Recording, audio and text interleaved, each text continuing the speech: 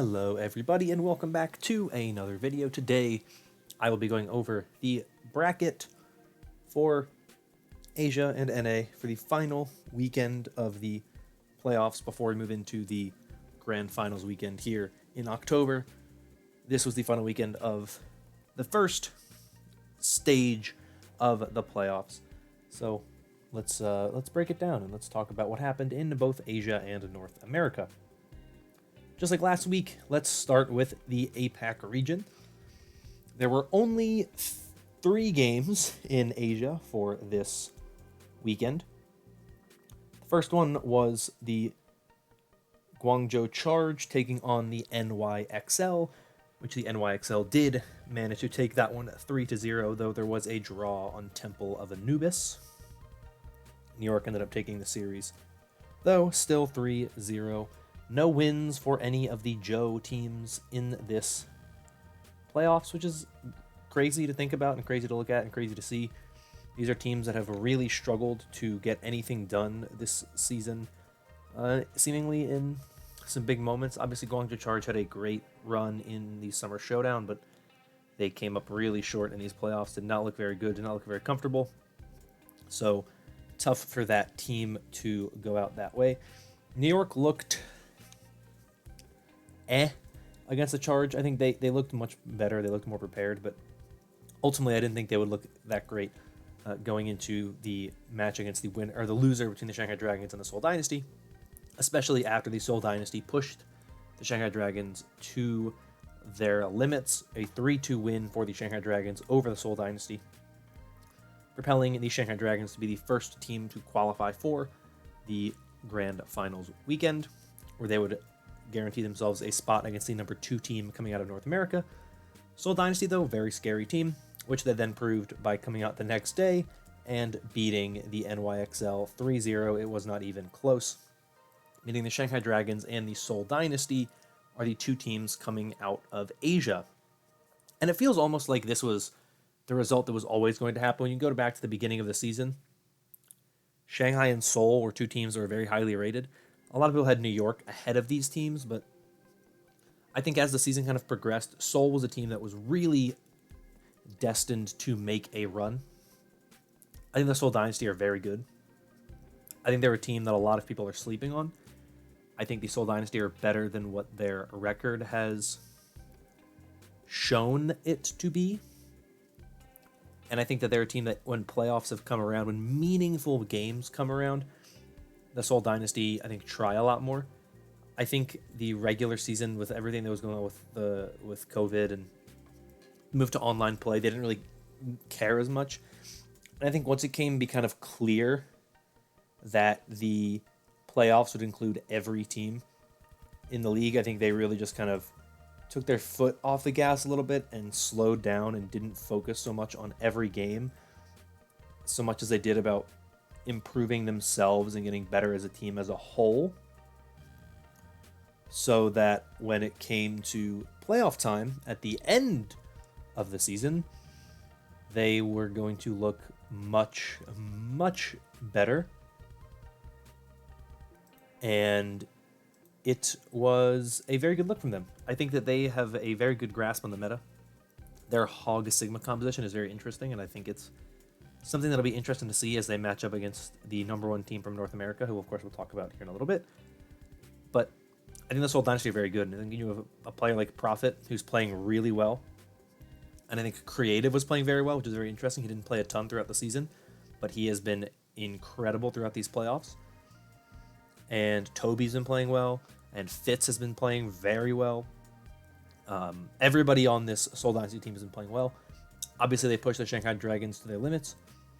I think it'll be a very interesting weekend when these 2 teams are finally playing against these teams from North America.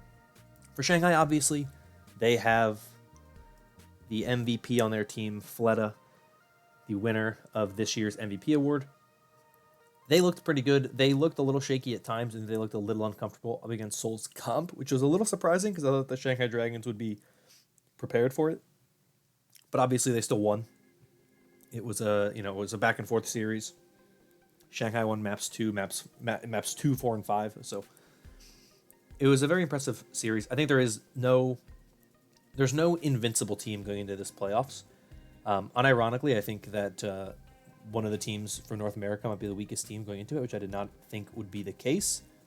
I truly thought that it would be one of the teams coming out of Asia, whoever came out of Asia as the number 2 team, but Seoul have looked really good, and I think that there's no denying how good this team has been, and there's no denying that they deserve their spot here in the Grand Finals weekend as the second best team from Asia throughout these playoffs. But moving on to North America, very, very exciting set of matches there, very interesting matches there. Obviously, we had the losers bracket quarterfinals. Atlanta Reign losing to the Florida Mayhem. Florida Mayhem looked very good in that matchup. Washington Justice beating the Valiant 3-1.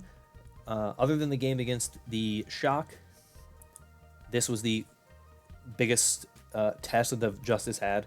When they beat the Valiant 3-1, I was pretty sure they would beat the Mayhem the next day. And they did 3-0.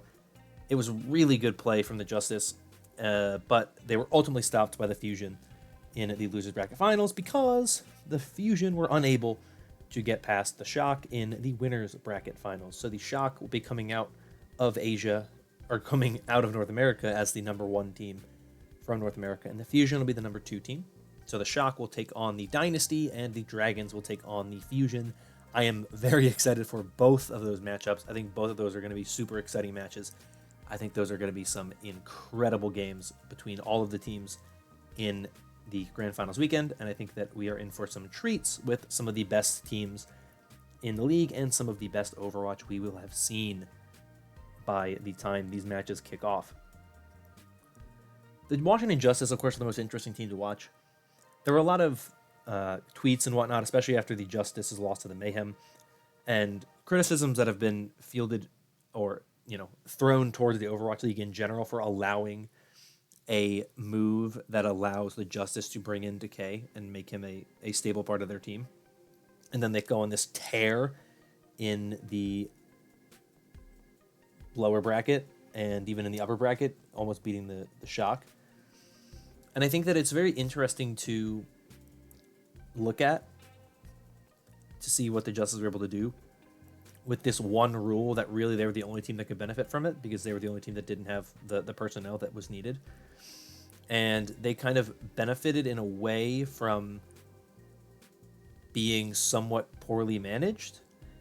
And I think it's really interesting to see what happened. But you have to give credit to the Justice. And a lot of people have said, the Justice should have to perform with the roster that they had throughout the regular season. It was one player that was different. Obviously, Decay was putting up a huge performance and was massive for the success of this Justice team. And I'm not going to say he wasn't. But you can't also deny how well Stitch played, how well Janu played, how well Ark and Aim God played, and how well Tuba played. I mean, every player was playing at an extra level. And maybe that's just the effect of being with a player like Decay, who's just so good and so talented and provides so much for this roster that he just elevates everyone's play. That is obviously a possibility. But it was a really interesting team to watch, and they were really fun, and it wasn't really until the Fusion match that they were really kind of matched in any way at all. No teams are really running the Zarya Hog or a Zarya type composition or a Hog based composition against the Justice, and it wasn't until the Fusion match where the Fusion started running Hog Sigma and forcing the Justice off of those picks. And I think that just kind of shows you really that it was a lot of teams that failed to really understand how to play against this composition, and really just kind of saying, the Fusion dismantled the Justice, right? This is a Fusion team that lost 3-1 to the Shock, that looked to get pretty easily dismantled by the Shock, right? The Fusion were, and there were some very interesting things going on with the Justice, with some of the teams they're playing in general. But the Fusion had really managed to handle this Justice roster in a way that no other team had. And it came down to playing a Hog Sigma composition, which is very interesting that other teams didn't really try to do it. They tried to run it using their comfort picks. And I think that shows you how good Philadelphia is. They're really flexible. It was a composition that they prepared for and kind of threw together the day before they played the Justice, and they dismantled them, which I think, more than anything else, is a sign that the Justice still have a lot of work they need to do because they don't have the roster flexibility. Like, they had to run then Decay on Hog, Johnny on Diva, and at that point in time, like, you can't win. Once you've switched off the Zarya Hog, like, obviously you're done. Like, you can't win with the composition that they had at that point in time. So it's interesting to see. It gives me a lot of confidence in the Fusion because, yes, they lost to the Shock, and they lost to the Shock somewhat decisively, but they came out against a really hot Justice team, threw together a composition the day before, and were really successful against a Justice team that just wasn't stopped by anybody else. And I think it really cements how, at the end of the day, like, it truly was a case where the top two teams in North America were just so much better than everybody else. And I think we just kind of, we knew that it was that way, but because the Eternal had won in the Summer Showdown, and because the Mayhem had managed to make it in the May Melee, I think there was this notion that there really wasn't like a huge gap between the top teams.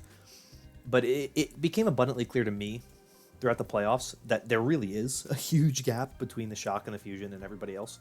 Like, those two teams are really good, the Shock and the Fusion. They are incredible, and really nobody else in North America could compete with them unless it was the most perfect meta in the world for them. And even then, they got pushed to the distance. They were never like swept by lower teams. The Shock had some struggles early in the season, but that was really it. Against the Valiant and the Gladiators, there were some struggles there that the Shock faced. But aside from that, they never got like destroyed. The Fusion got swept by the Shock, and that was it. The Fusion's regular season losses were to the Shock, which was a sweep, to the Eternal once, which was a 3-2. Their playoff losses were, I think, a 3-1 to the Mayhem, a 3-2 to the, or 4-3 to the Eternal, a 4-2 to the Shock. Like, the Fusion were super consistent.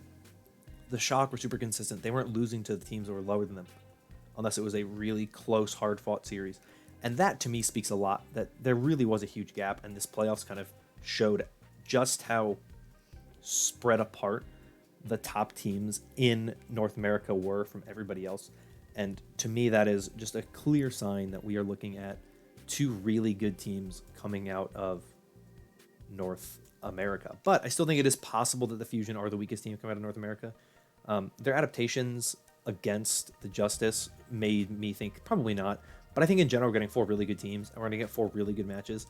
I think the Soul Shock match will be very interesting to see how the composition that the Soul Dynasty have put together works against the kind of style that we've seen the Shock play, which struggled a bit when they were playing against the Justice. What happens when you play against a team who runs a similar comp with some of the same picks, especially the Roadhog, but plays it better. So they play the Pharah as well. So an interesting composition from the Dynasty, which is very different from anything any other team is running. And the Dragons Fusion match will be interesting to me because it's the 2 best teams in the league in terms of record going up against each other. But also it's interesting because you have teams in the Fusion and the Dragons who have kind of had very interesting takes, and they haven't really they haven't changed their style up a lot, but they were both tested in the later stages of this playoffs. And so it'll be an interesting matchup to see what happens between those two teams. The Fusion have their kind of Reaper Sombra style. The Dragons have a similar look, so it'll be interesting to see how those two teams match up. But in general, I'm really excited for the Grand Finals weekend. I think it's going to be some great matches. All of these teams have looked really good recently, and I think we are in for a treat with some incredible Overwatch in October, but we are still a few weeks away from that. So until then, I am going to leave this video off there. If you enjoyed, consider liking and subscribing for more content like this in the future, as well as leave your thoughts on the past weekend in the comments down below. I can't talk, just too much good Overwatch. That's all for me. Thank you once again. Hope you're all staying safe and staying healthy.